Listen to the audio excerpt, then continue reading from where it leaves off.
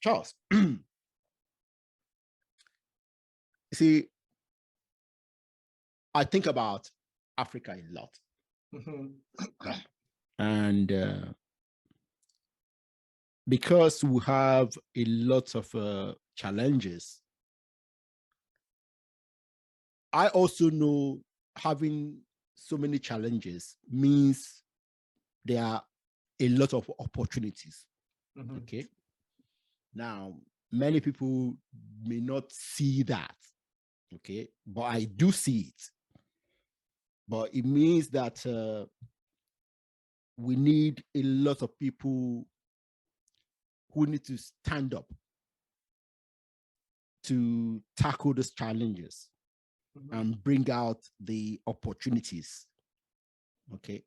So what are your concerns?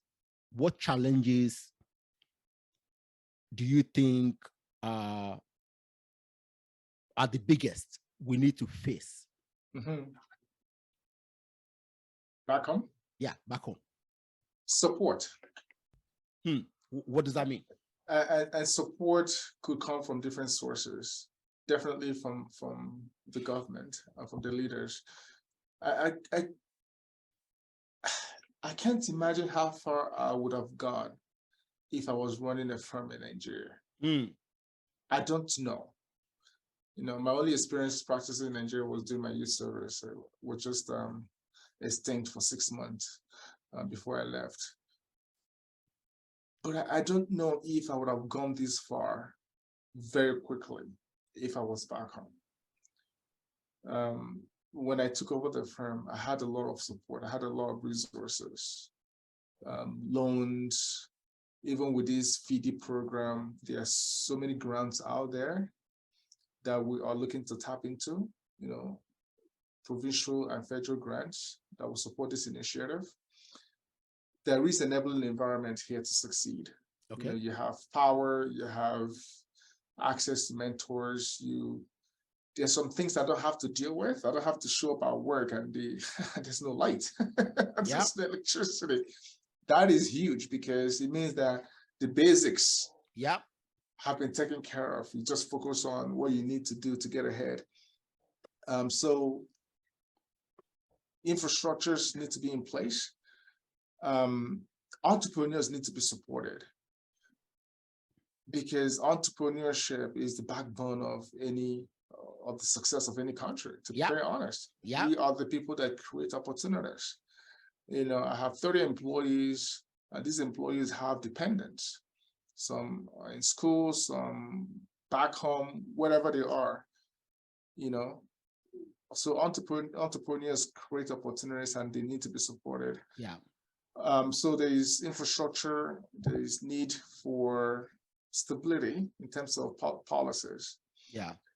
If policies change every week, every month, because of the government in power, that causes a lot of instability.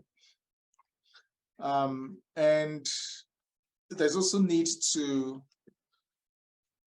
focus a little bit on what it takes to run a business in our institutions. Institutions back home, they just focus on the academics, you know, passing your grades, exams, and passing exams. There's nothing on, okay, you're a lawyer, but there's also a business of law. Because right now I do more of the business. That's the entrepreneur. That's it. I do more of the business than I do the law. That's for your partners to exactly. So that mindset needs to be guided and nurtured as early as possible. I could have found or discovered the entrepreneur in me if there was something back in law school that spoke to entrepreneurship. I was like, okay, I think I could connect to that. I could relate to that. You know, so entrepreneurship has to be taken more seriously than it is right now and integrated in our education system so that people would have early access as to what that entails. Interestingly, I'm going to talk to a professor of entrepreneurship tomorrow. Oh. and this is why I'm going to talk to her, because in my mind, entrepreneurship for decades has been what we learn by doing.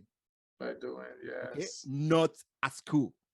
Right. Okay, so these are part of the questions I will ask her about to enlighten my audience about what her role as an entrepreneur professor.